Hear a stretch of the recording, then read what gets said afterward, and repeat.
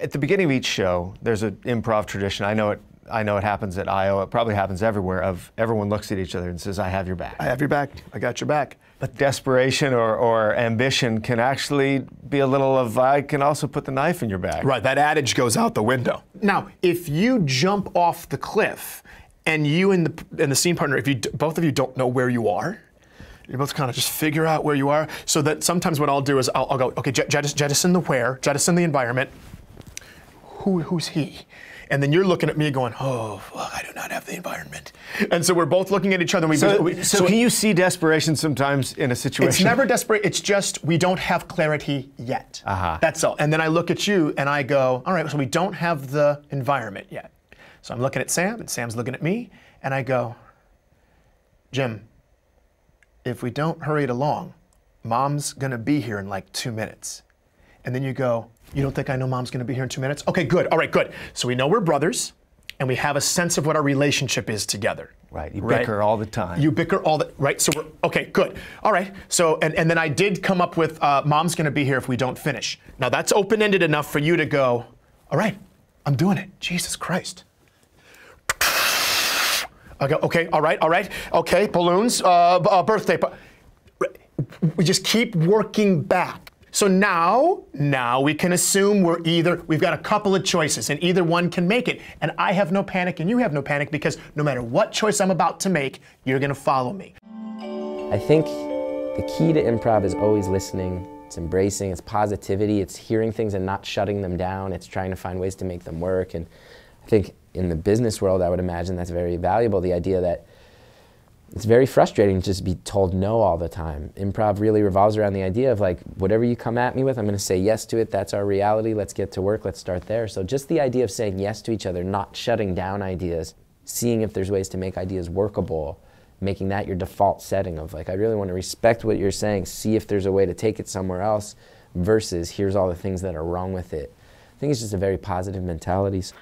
The next step is probably the most agreed upon rule of all of improvisation, across all schools of thought, is to say yes. So we're going to do a fun little demonstration, because that's way more fun than me talking about it. What I need y'all to do is just say yes for me on the count of 3. Can you do that? 1, 2, 3. Yes! Oh, that was good. With feeling. 1, 2, 3. Yes! Good. So now, I'm going to ask you some questions, and I want you to just say yes to those questions, and we'll see what happens, okay? Let's just go with me here. Trust me, trust me, trust me. Do you want to tell a story with me? Yes! Is this story about a knight? Yes! Is the knight wearing shining armor? Yes! Is he going to save a damsel? Yes! Is she being held by a dragon? Yes! Is the dragon breathing fire? Yes! Does he save her with courage and bravery? Yes! And do they live happily ever after? Yes! Oh, isn't that great? Nice work, nice work. That was really good. We did that. We just did that. All right, now let's do it again, and this time I want you to say no. Everybody, just say no to what I'm about to say. You ready? Yeah, good, good, thank you, thank you. Do you want to tell a story with me? No! I'll just go, all right. I'll get on. Now that incredibly elaborate demonstration we just did proves one very simple point about improvisation, is that a series of yeses will take us somewhere. A series of no's doesn't even get started. Doesn't go anywhere. We all just sit there going, no, no, no, no. And the saddest part is that you can have 10,000 yeses in a row, and it just takes one no to stop it all and ruin it. So say yes. Now the next step is sort of in conjunction with this one, and that is to say and. Right? Yes men are great. We've probably all met them. And they make you feel really good about what you're doing, right? All of you let me tell a story by saying yes. Thank you for that. But and men are the people we really want to work with. The people that say yes to our idea and give us something else, right? And then what happens is you bring a brick, and I bring a brick, and then someone else brings a brick, and we just pile them on top of each other until we've built something that none of us could have built on our own. Now, somebody else who got a little nervous because Lorne Michaels is in the audience tonight, somebody else comes out and goes, and I'm like, no, what the fuck? Why are you a dinosaur? They're a dinosaur, and you were trying to figure out where you were, but they entered before you could figure out what the environment was. All improv is who, what, where. So you're trying to figure out where you are. Then the fourth person comes out, runs up to the third person and goes, Tom, we're not doing the costume stuff until the kids get here. He saved us. Right. So we take Tom's mask off and look at Tom and go, it's the character is saying, Tom, we're not going to do the dinosaur stuff until after the kids arrive, till the grandkids get here. And then Tom should, as a good improviser, go, no, you're right, Jim, you're right, I'm sorry, I just got so excited about the costume. And then Jim, what the actor is saying, what the fuck are you doing to them, dude? Right. Don't do that to them. They're trying to build the environment. Then we can enter if it's appropriate. That's what the actor is telepathically saying to the other actor. It's so, I mean, you know what I'm saying? It's so amazing. It's a crazy thing. But once you learn those and you start improvising, that builds an intimacy between these people because you are at war together. Very often what you'll see happen in improv classes when people get nervous about how it's going is they'll start saying, hey, when Dad gets home, he's going to be really mad. Or they'll say like, hey, when we get to Reno, or this thing, hey, remember when you did that thing back then? I'm really mad about it. I think one of the things about listening is that it's always at its most powerful when it's present, when it's right here, when it's right now.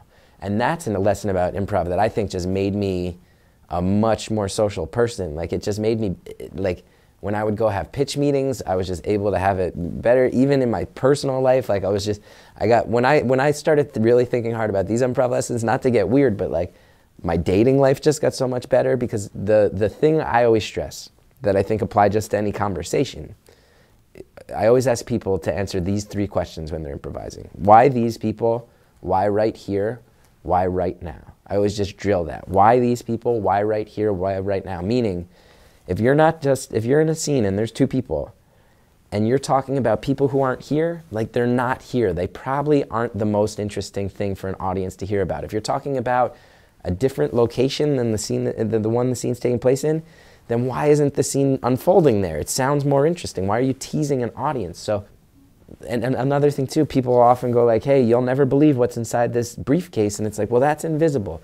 Let's just talk to each other, us, things we can find, common ground, whether that's positive things, disagreements we might actually have. Why are these people in this location at this time? Why is this the scene we're choosing to show the audience? So the more we can just make things present between the people right there, the less the audience has to suspend their disbelief and imagine, the better the listening's going to be and the harder it's going to hit. And what we find when that happens in improv is your simple choices can actually get huge reactions. The first thing I have to teach, especially with adults, is play.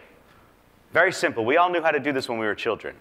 But as we grow up, we slowly start losing our sense of play, right? And what play is that idea of engaging in something just because you like it, right? Like, oh, this is fun, right? And we lose that as we get older. And play happens here, in this moment, in my body. And what play becomes as we get older, we start taking it more seriously, and it becomes the opposite of play, which is work, which everybody hates. Because work is serious, and we start thinking about it, and we get worried about it, and we're stuck in our heads, and we aren't just playing and being present in the moment. And this, right here, is where life happens. It's where everything happens, is in the moment. So let's get there instead of here. The second step, let yourself fail. Now, we already heard a very handsome doctor talk a lot about failure, so I'm going to try and not spend too much time on it here. Such a handsome doctor. But notice that it says, let yourself fail. It's not just fail, because failing is easy. We can all do it. The hard part is to be okay with that and to let yourself fail and accept that failure is a natural way of things. The doctor said it so much more intelligently. But I'm an improviser. We're pretty much the same. And it's this fear. The fear of failure is what does it, right? Because as soon as you start fearing failure and you start getting worried about it, it gets you right back up here in your head again.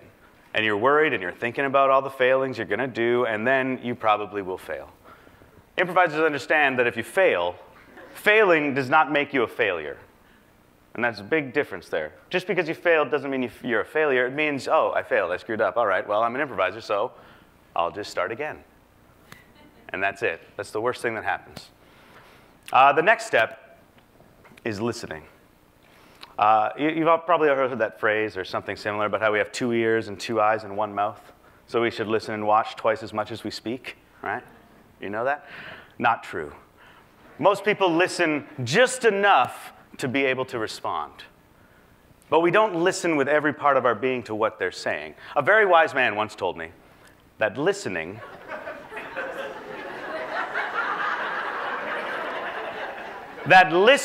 is the willingness to change.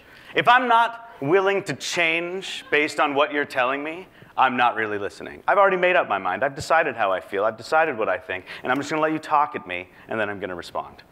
But improvisers listen with every part of their being, because we're present in that moment. I'm there with you as you're speaking to me. I'm willing. I don't have to change, but I'm willing to change. Improv is a collaborative art form. And collaboration means taking yourself out of the equation, getting that ego about what you believe and what you think out of the way, so that instead of it being your idea and my idea, it becomes the first idea and the second idea and the third idea. We're just going to listen and react and change. I'm a really big fan lately of the phrase, slow is fast, slow is fast. And what I mean by that is, like, especially in the context, I can speak to it in the context of people who go on stage, which is like, we forget that when we're on stage and we're improvising and we're bouncing ideas back and forth, an audience, it's really hard for them to keep up, and they don't really know why we're making the choices we're making, because we're trained in this and we have classes in this. To them, it looks like it's moving 1,000,000 miles an hour. Like, we can really take a breath. The audience is going to be blown away if we do our jobs right. We don't need to move fast to impress them. Like, the desire is just joke, joke, joke, laugh, laugh, laugh, laugh, laugh, but you can smother it. It's another thing I often say about it too, is like, we have to remember when we're improvising that, like, it's sort of like building a fire. Like, you have to start with the kindling, and you have to start with just a spark, and you can't just throw the big logs on. If you just try to pile everything on, it's not going to go anywhere. I think the advice I can give anyone is just remember, someone who is a professional doing what they do at any speed is probably going to blow away a novice. They're probably going to have total control, and when we rush, we actually can give that away. I think when we consciously take a breath and slow down, it demonstrates, like, confidence and mastery of our craft.